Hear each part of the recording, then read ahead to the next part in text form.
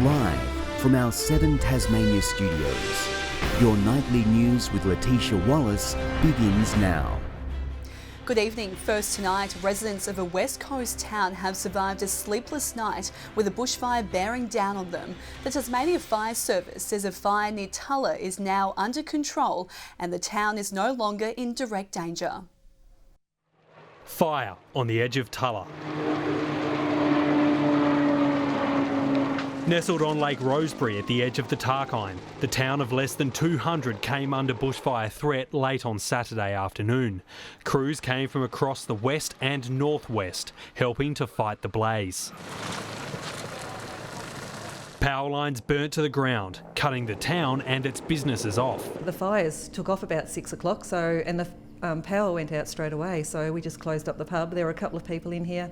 I just had to ask them to leave. An emergency warning issued around 7 last night, but many residents chose to stay and battled desperately to save their homes. Here, all the properties are timber, so if they go up, they just would have gone up in flames very quickly.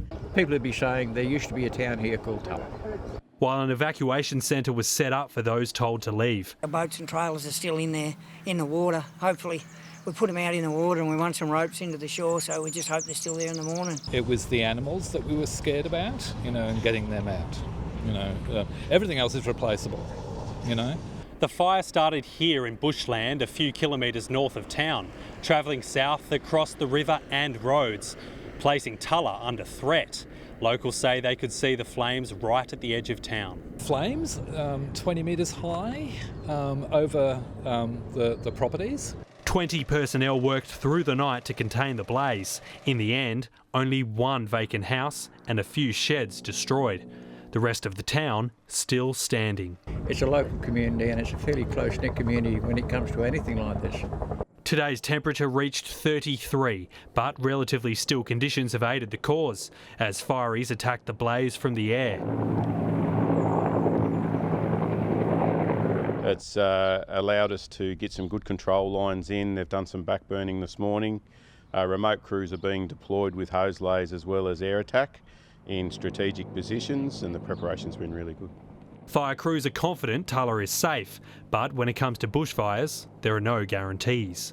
Josh Duggan, 7 Tasmania News. An ongoing shortage of seasonal workers is causing headaches for Tasmanian businesses. It's hoped a new federal government initiative for working holiday makers will change that to get small operators back on their feet. It's been a quiet month for trade at Irish Murphy's without locals pouring in once the borders reopened. Completely dropped out and, we're kind of almost relying back onto tourism again. On top of that, a shortage of seasonal workers has made it near impossible to find qualified staff. It's been extremely hard to find, someone that's, experienced, qualified and all that type of stuff, and, we've just had to basically start with the green team again. Government guidelines surrounding close contacts and isolation requirements has added to the pressure. It's meant that many venues have had to close their doors for days or weeks to try and accommodate the staffing levels they've got. The pandemic also proving a challenging time for fruit growers. We had more than 150,000 working holiday makers, backpackers in the country before the pandemic, and that'll be down to less than 30,000 now. The federal government will waive visa fees for working holiday makers who arrive in the coming weeks to fill staffing shortfalls. And while industries have welcomed the move, it could take some time to implement. This hasn't happened overnight. COVID has certainly highlighted it. And this measure, while welcome, it is a quick fix. Well, there's been a range of measures and supports that we've put in place for a number of years now. After 2 years of being barred from entering the country, now the message to seasonal workers is welcome back. Ainsley Kosh, 7 Tasmania News. A man is in a critical condition after crashing his vehicle onto railway tracks. Police believe the 54-year-old from Launceston veered off the side of Vermont Road in Mowbray at 11 o'clock this morning. They're calling for information about the crash and asking for anyone who saw a red Holden Rodeo ute near the scene at the time to contact them. Police have charged a 45-year-old Blackmans Bay woman for driving under the influence of alcohol and allegedly failing to stop at the scene of an accident. It comes after a man was found with serious injuries on the corner of Warwick and Church Streets in North Hobart by members of the public yesterday morning. He remains in a serious condition at the Royal Hobart Hospital. Police are continuing to investigate and haven't ruled out the possibility of laying additional charges. Hobart church leaders have dedicated today's Sunday service to sharing the history of Tasmania's First Nations people. It comes ahead of Australia Day, with COVID-19 moving annual Invasion Day protests online. A symbol of recognition, writing critical issues in Aboriginal communities, such as incarceration and stolen lands, on native gum leaves, as this pastor and Palawa man switches biblical texts for Tasmanian Aboriginal history. It's a chance to actually look at the injustices that have happened to Indigenous Tasmanians in the past, and Australians for that matter, but then actually educate, and so we can move forward as a nation together. We haven't been good at telling the story of the Black Wars or the massacres here in Tasmania, or the impact of the dispossession of the Aboriginal lands here in Tassie. But I hope that our people will have gathered a little bit more of the story. A first for the citywide Baptist Church, now eager for today's special service to become annual. Remembering the fact that there were people here before and understanding the pain that's actually felt by these groups of people. It comes as Aboriginal and non-Aboriginal people continue their push to change the date of Australia Day, also known as Invasion Day. We mourn the loss of so many innocent men, women and children on January 26. And to know that some people are out there celebrating is certainly like rubbing salt into the wounds. The current spread of COVID-19 moving Tasmania's major annual protest onto Facebook on Wednesday, usually starting on Hobart's Parliament lawns and winding through the streets. When they start to learn about the many massacres that took place here in Tasmania, as well as right across Australia, we'll see more and more people joining in our rallies each year to make January 26 an official day of mourning. Ruby Kamane, 7 Tasmania News. The Jack Jumpers have suffered a loss, returning to the court for the first time in several weeks after teammates battled COVID.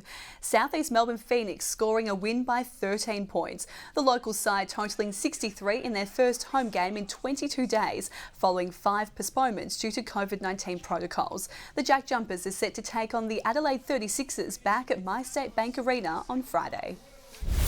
A Launceston soccer superstar has officially begun his European debut with a victory.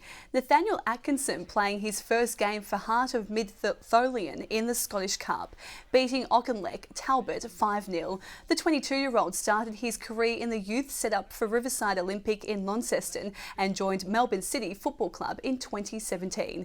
He signed a 3.5-year contract with Scottish Premiership club Hearts just before Christmas. Good evening everyone. Another fine day today with Launceston reaching 28 degrees, 26 in Hobart and Burnie and Devonport both 23. Across the state, Ooze the top of 33 degrees, 29 in Grove, Strawn 27, Flinders Island and Friendly Beaches both 25 and 24 in St Helens and Lyowini. High cloud drifted over the state today with some surface-driven convective cloud evident over Flinders Island. Across Australia, mostly clear skies over Victoria and Western Australia. Areas of cloud cover most of the rest of the country, particularly South Australia and the West Coast, where embedded thunderstorms are evident. Tomorrow, a weak trough is passing over Tasmania, as well as a new high to the west extends a ridge towards the state. The low to the northwest remains over the Bight. And we'll see northeast to southeasterly winds tomorrow, 10 to 20 knots, however lighter in the south. Partly cloudy and 25 in Hobart and Dover tomorrow, Ooze reaching 33. Launceston partly cloudy and 30 degrees, 24 in Devonport, Scottsdale a top of 26. 23 and partly cloudy in Burnie tomorrow, Strawn and Stanley both reaching 25. And looking at the east of the state, 25 in St Helens, partly cloudy and 27 in Swansea and 31 in Ross. And the UV tomorrow is extreme 12s across the state, with sunset expected at 8:42 p.m. On Tuesday, showers most likely in inland and elevated areas of the north. Showers becoming more frequent about the northwest on Wednesday, and on Thursday, showers continuing with possible thunderstorms extending from the northwest during the day. 33 in Perth tomorrow, humid and 29 in Adelaide. Canberra and Brisbane both partly cloudy. Cairns 32 and 31 degrees in Darwin. And it's currently cloudy across the state with Hobart 24, 25 in Launceston and Devonport 22. And that's all in weather, Letitia. Thanks, Chelsea. And that's all your news for this Sunday evening. Thanks so much for joining us. Have a lovely night. Good night.